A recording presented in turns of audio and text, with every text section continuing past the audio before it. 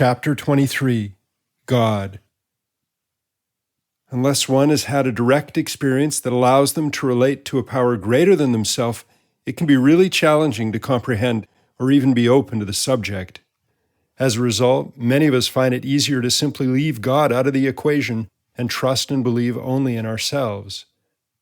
Maybe we see the world as a place to be conquered, as a competitive environment which we must face alone, with our success, not to mention survival, depending largely upon our ability to make astute decisions. As a result, the thought of assistance from a God that we've never seen or heard from can be difficult to accept. But perhaps a small part of us does still wonder, is he real? Does he exist? Well, perhaps we would be better able to believe if we knew what to believe in. Is God simply a creation of the mind? Is he a supreme ruler bringing down the law on those who are evil? And if so, how come all of those corrupt businessmen and untouchable politicians are the ones living like kings? Is he a compassionate soul who lets us get away with murder as long as we say we're sorry in a confessional? Or is he nothing, just an old belief, sort of like Santa Claus, someone who supposedly brings us gifts and joy, but like old St. Nick is never seen? Who are we to believe? What is the truth? The truth is that we want to feel empowered. We don't like it when we're not in control or unable to solve problems. And since we can have trouble figuring out what God is all about, we can be tempted to just discard the whole concept out of hand and not even try to believe or figure it out. We can dismiss the idea of a higher power as just fantasy, just stories. Or maybe we do believe in God. Maybe we do think that all of those stories about him that have been passed down throughout the ages are true. Stories from a simpler time, maybe hundreds, if not thousands of years ago, when men somehow knew God.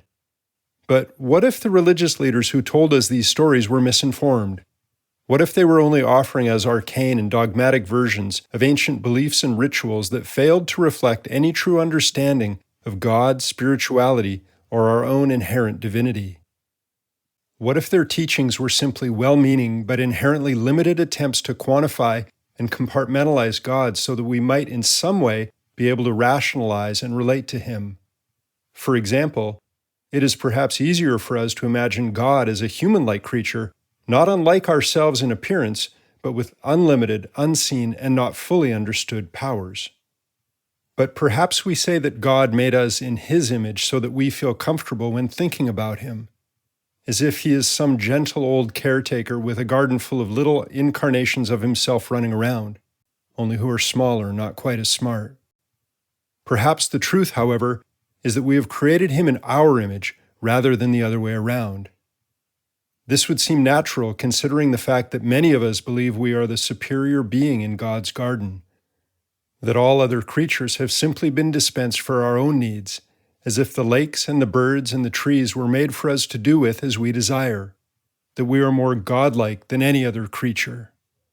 And maybe we also like to imagine God as some sort of male carpenter figure who worked his butt off for 6 hard days and kicked back in the sun on Sunday to enjoy his handiwork. But do we actually believe God works according to our 7-day week, or that he needs a day to recuperate from all of his creating? Perhaps we have taken these leaders' beliefs on faith, not considering for a second that we too are the righteous children of God, that we too are her creations, and that as such we have every right to discover her power and beauty. Yes, her. Why, after all, is God considered to be a man?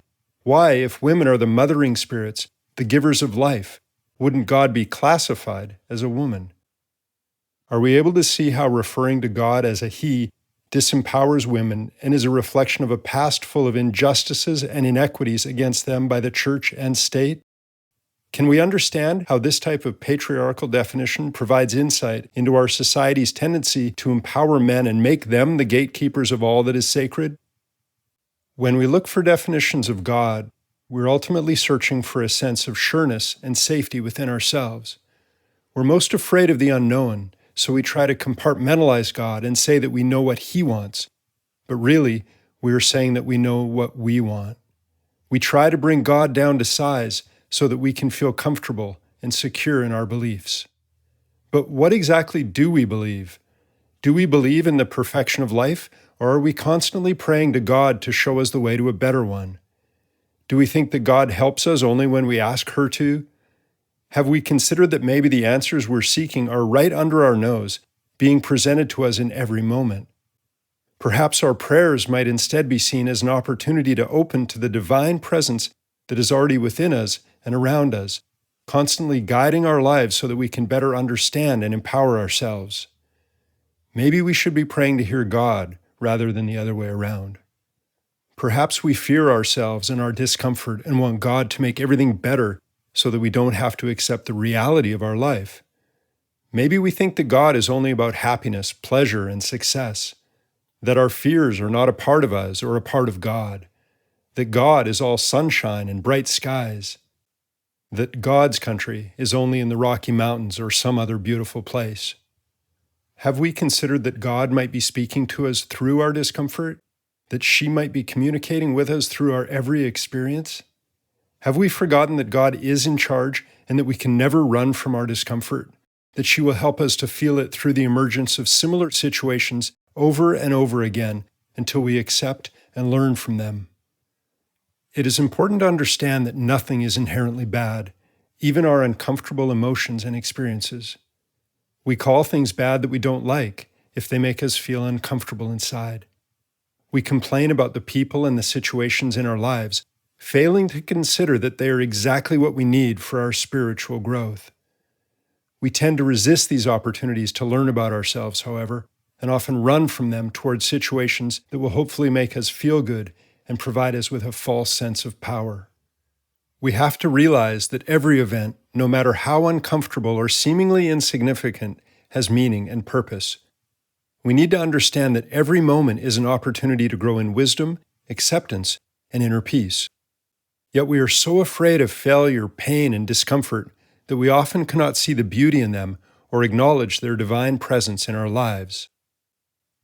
The more that we can begin accepting these uncomfortable experiences as they come into our lives, however, the more we can begin opening up to the perfection of life, the perfection of God, the perfection that we are in every moment. God is not separate from life. God is life. God is the snow falling, the child playing, the leaves turning brown in the autumn wind. God is the night sky full of stars and the daybreak full of life. God is our success and our failure, our happiness and our sadness. God is both the love that we feel and the uncomfortable relationships we're in, constantly urging us on to know ourselves and to change in ways that feel right, in ways that reveal our true strength, our true worth, and our true purpose. God is in every moment and every event, even the bad ones. God is in everything, and everything is God.